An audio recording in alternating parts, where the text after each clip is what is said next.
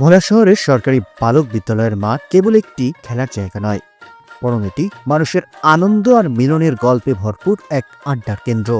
শীত কিংবা গ্রীষ্ম, বছরের যে কোনো সময়ে এই মাঠ রঙিন উৎসবে মেতে ওঠে। শুক্রবার বিকেলে মাঠটি যেন শত শত মানুষে হয়ে ওঠে জনসমুদ্র। ছোটরা খেলে, বড়রা গল্প করে, কেউ সেলফি তোলে। শহীদ মিনার কিংবা মাঠের গাছের বেঞ্চে বসে জমে ওঠে কপত কপতির মিষ্টি প্রেম, বন্ধুদের মিষ্টি আড্ডা, হাসি ঠাট্টা আর আনন্দের ঝলক। স্থানীয় বাসিন্দাদের কাছে এই মাঠের গুরুত্ব অনেক। দিনের ব্যস্ততা কাটিয়ে যখন তারা এখানে আসেন, তখন ক্লান্তি ভুলে মন ভরে ওঠে প্রশান্তিতে।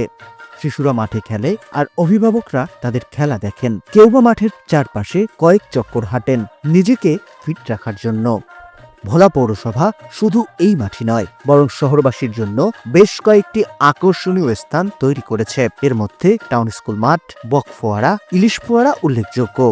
এই জায়গাগুলো এই শহরের মানুষের আনন্দ আর বিনোদনের সুযোগ এনে দিয়েছে।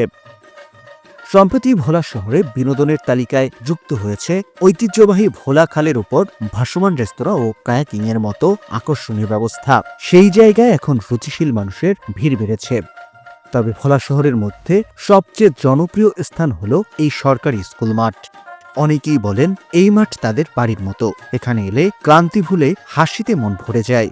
তাই তো এই মাঠ কেবল একটি স্থান নয়, এটি হয়ে উঠেছে ভোলা শহরের মানুষের আনন্দের আশ্রয়। এখানে মিলে যায় হাসি, আড্ডা, খেলা আর সবকিছুর মিষ্টি ছায়া।